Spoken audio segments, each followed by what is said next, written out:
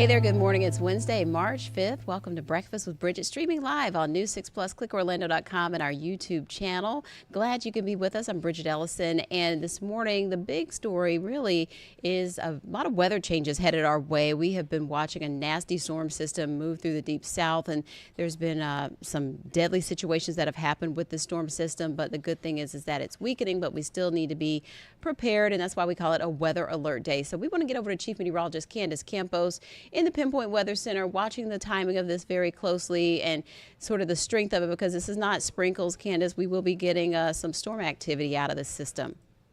Yeah, and it's not going to be an all-day event. The main severe weather line is still pretty close to that cold front, still right now approaching the Big Bend. But what we are starting to see is a little bit of those scattered showers. No thunderstorms yet, but some of that rain that's starting to develop all ahead of that front because, one, it's so warm.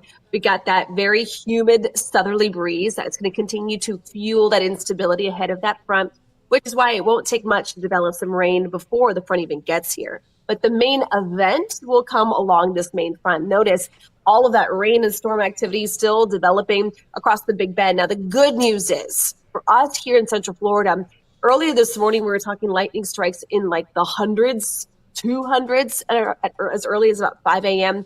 That number has decreased significantly. So that's really some good news. What's also decreasing is the number of severe thunderstorm warnings. So all good signs that this line is weakening and weakening considerably, but we're not in the clear just yet. Right now, along our radar, we are going to zoom in here, show you that we are dealing with some heavy rain in some parts right now, right over the Maitland area. You can see it kind of right there over Fern Park. Also seeing some of those scattered showers up through areas a little further north, right over the Sanford Airport. And that line, we're starting to pick up a little more of that rain developing. Look how quickly it goes from nothing to some moderate to heavy rain throughout Windermere, Dr. Phillips as well. So again, that's all kind of the precursor and all the signs that the weather is juiced up and ready to create some of that activity. Right now, this is the first time that we're tracking a line over Florida that is not producing any severe thunderstorm warnings locally here. But if you look right at the last couple of frames there, you got some of those blinking reds just south of Charlotte, north of Augusta, that little range there starting to spark some of those tornado warnings there. So this system certainly has the ability to develop rain and storms, and some of it, unfortunately, severe. So because of that, the Storm Prediction Center is still highlighting Central Florida under a level 1, level 2 for severe weather. Marginal to slight, meaning there's not a big outbreak concern. We're not looking at big time supercells, but there could be that potential that some of these stronger storms could teeter on kind of that severe weather threshold. Why? As Bridget mentioned right off the top of the show, it is a weather alert day for all of Central Florida. The timing of the severe weather will be between noon and 7, not meaning that it's going to be an all-day event, but across our northern zones will be earlier, southern zones will be a bit later. Main two weather hazards that we're going to be closely monitoring is going to be the gusty winds as well as that heavy rain. And the gusty winds are already there. Look at the winds. At this point in time, they're gusting already almost close to 30 miles per hour. We've had a couple of 30-mile-per-hour wind gusts reporting so far this morning.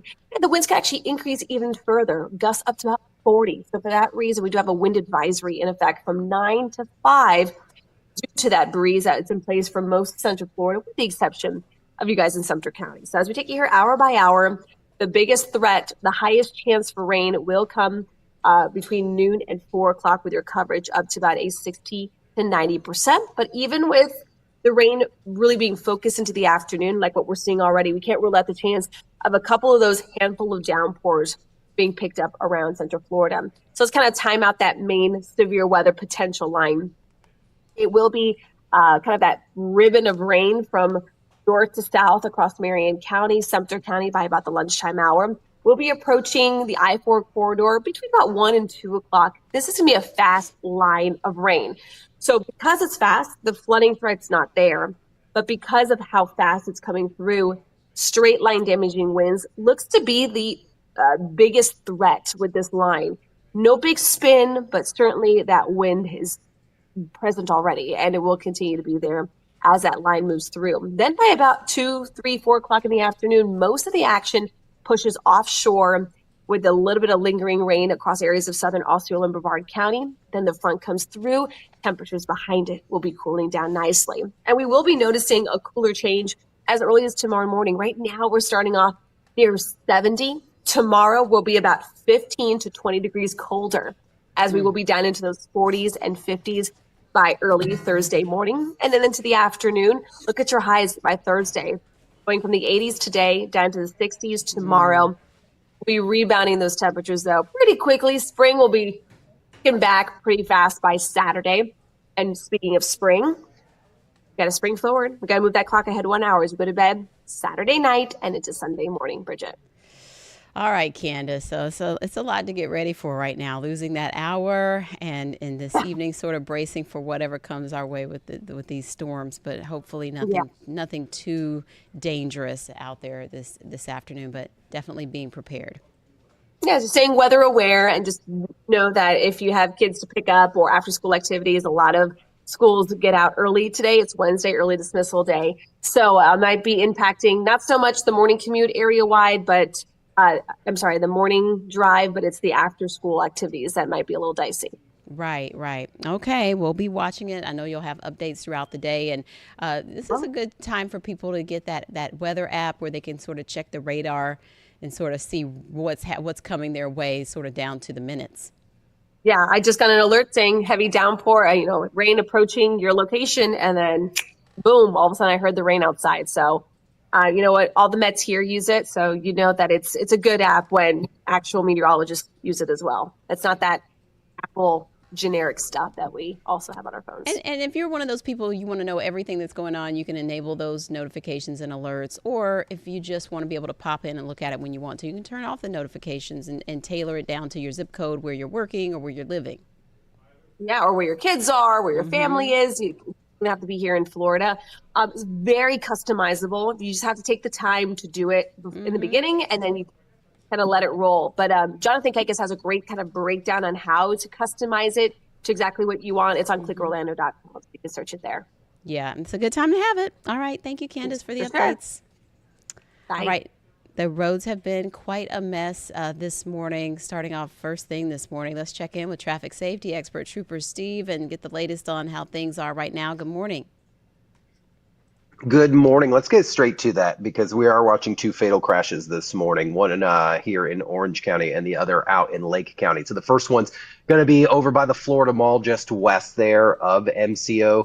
Now, on my map, I'm not picking up any slowdowns out here. FHP may have not updated their stuff yet, but they are still showing that they are on scene. Westbound Sand Lake at Weingard just before Orange Blossom Trail. So this is unfortunate, Bridget. This is a fatal hit and run crash where the vehicle left the scene after striking an individual on a motorized bicycle.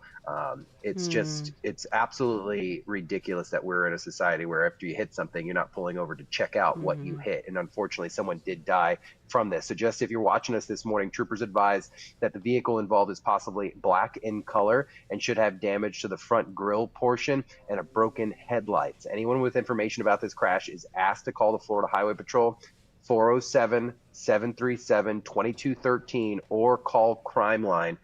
Listen, everybody deserves justice, and no matter whether you're wrong or right and you die from a crash here, you still should not be leaving the scene here. So that's that crash out by the Florida Mall. And then this one here, no information on this yet, but out in South Lake County, the categories out of Claremont, north of the Polk County line.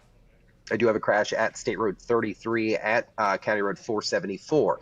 So 33 north and southbound currently shut down.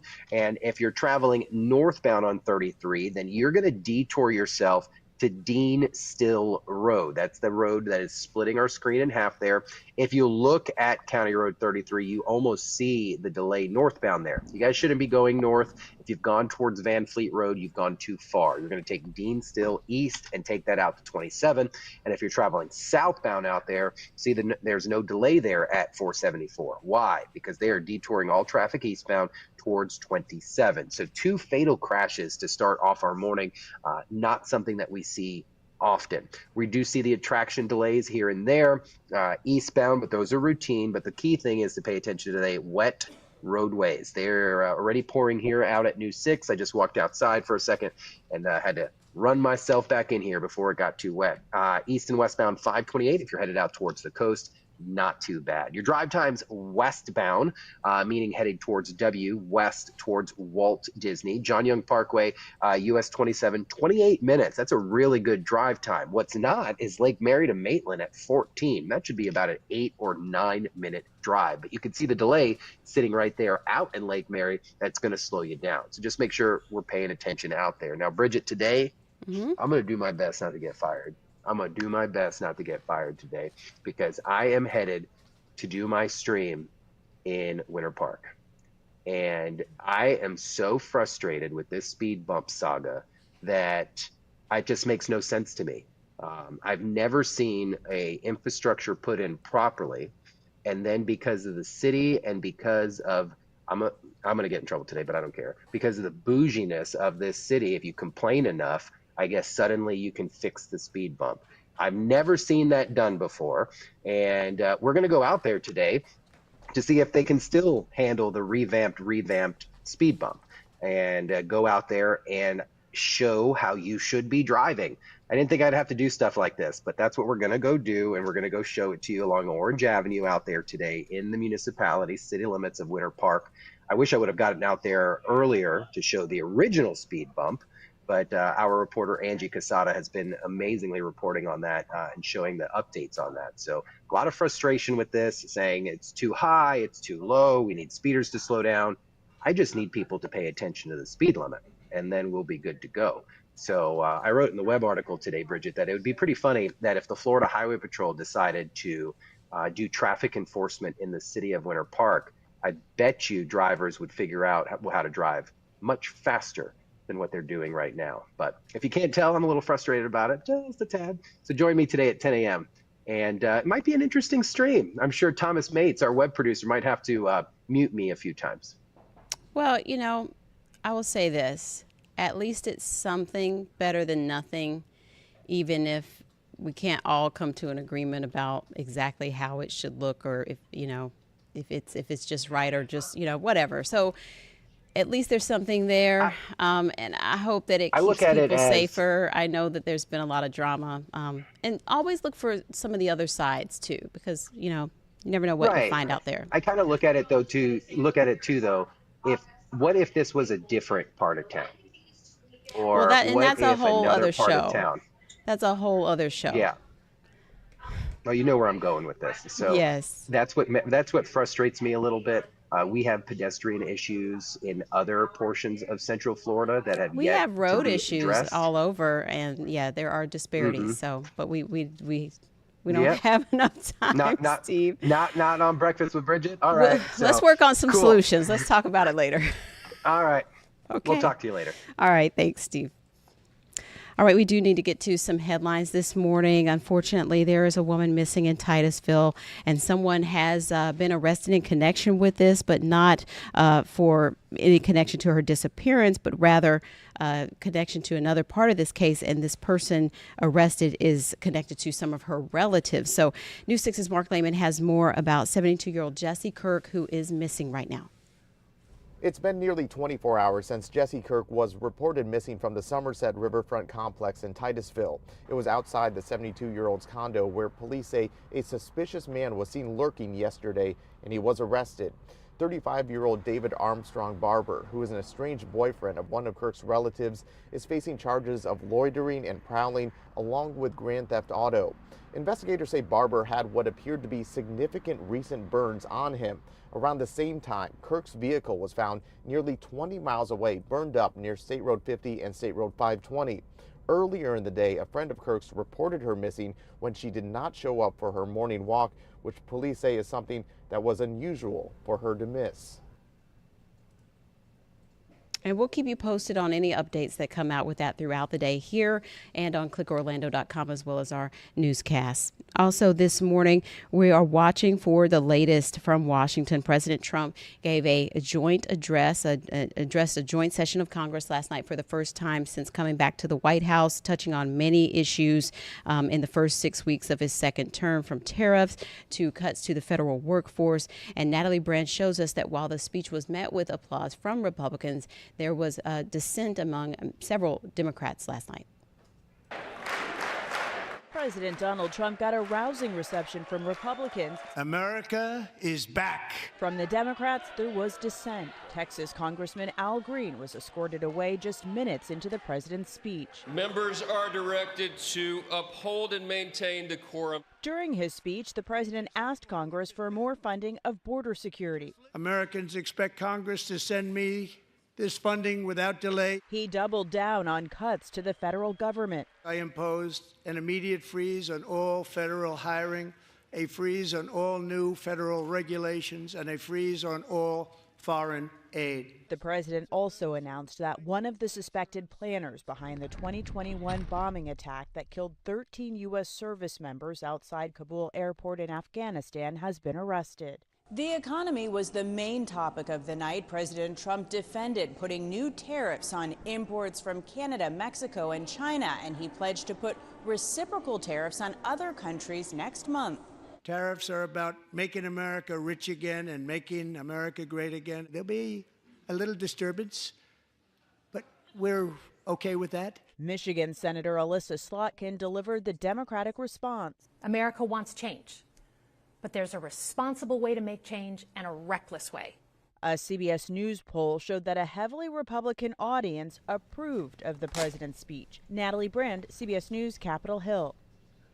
Here in Florida, the legislative session officially got underway in Tallahassee yesterday, beginning with Governor DeSantis' State of the State address yesterday. He touched on several issues as well, including making more money available for people to storm-proof their properties, also taking a look at the possibility of eliminating property tax. Taxpayers need relief. You buy a home, you pay off the mortgage, and yet you still have to write a check to the government every year just for the privilege of living on your own private property. Is the property yours, or are you just renting it from the government? And so it is a talker because Democrats are strongly opposed to the idea so far, saying it would hurt local governments who rely on the property tax funds. So that debate and many more will ensue this session in Tallahassee. Also this morning, construction in Kissimmee to help with the roads there. A busy intersection, preparing to get some help there with traffic flow, safety and infrastructure. City leaders spending millions to revamp this area of West Oak and John Young. News 6's Angie Casada has more about the work planned. If you've driven through West Oak Street and John Young Parkway, you know it can get backed up fast. Los planes están divinos. The plans are great, and it's better to do this street because there are a lot of accidents, and the traffic just keeps growing. So it'll be not just road widening, but also pedestrian safety, and I think that's part of the biggest challenge we have, where people say it's not safe. The other day there was almost an accident with one of them right there. They get in between and it's very congested. That's why the city of Kissimmee says it's working on a fix. It's very congested, especially because of the hospital and all this area. It's pretty much health. The project includes converting a right turn lane into a through lane to help traffic move smoother, plus upgrading sidewalks, drainage, and lighting. The city says work should wrap up by spring of 2026, but until then, drivers should expect delays. So that'll be one to pay attention to. Get your detours ready for that construction. Hopefully the road much smoother after all that is complete, but we'll keep you updated on how it's going. We're going to take a quick break. We'll be back with a live interview about March for Meals.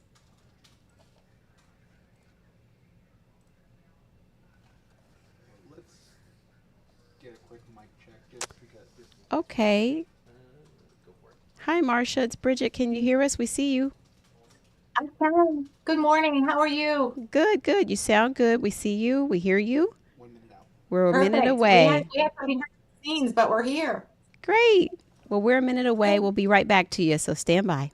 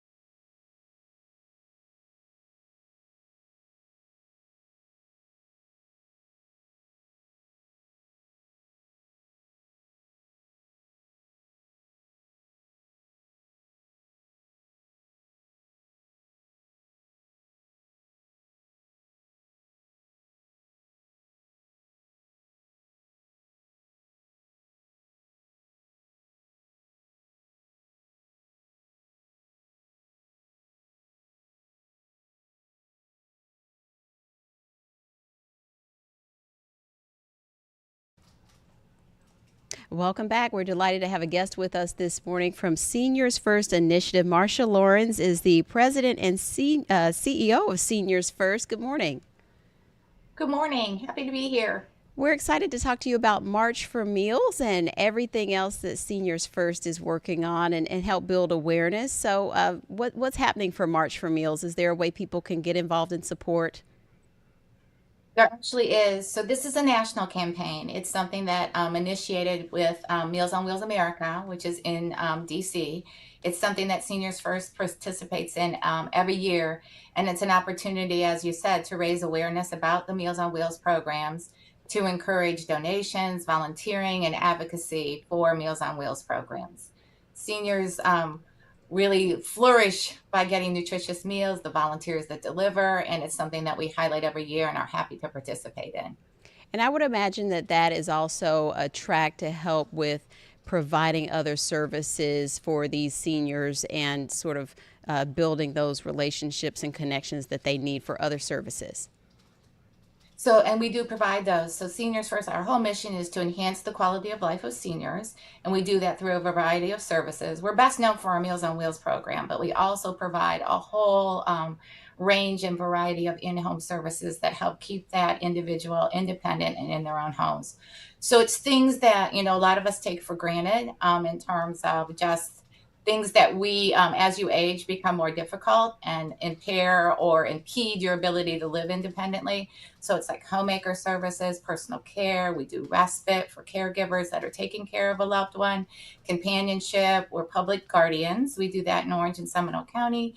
We have a community food pantry that's open to the public on the second and third Thursday of the month. So anything that you can think of that would keep somebody independent, we pretty much do, or we have relationships to do.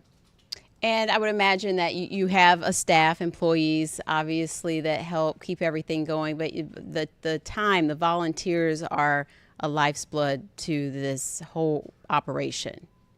We couldn't do what we do without volunteers. So we have about 350 volunteers a week to help us deliver the meals. So on the Meals on Wheels side, it's 5,500 meals a week that we actually provide. And then for those clients that are not homebound, that are able to get out, we have neighborhood lunch centers.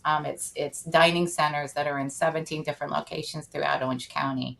And it's the socialization, it's the activities, it's the connection.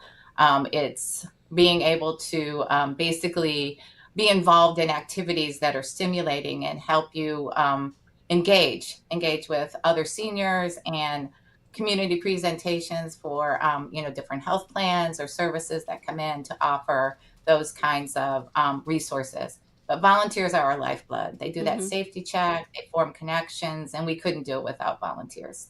And it's there are angels on earth. Yes, they are. They really are. And so this is not just Orange County. You're in Seminole, Brevard, and Polk County. Is that right? So Meals on Wheels is only in Orange County, but we do in-home services in Seminole County and Polk County, so Orange, Seminole, and Polk County.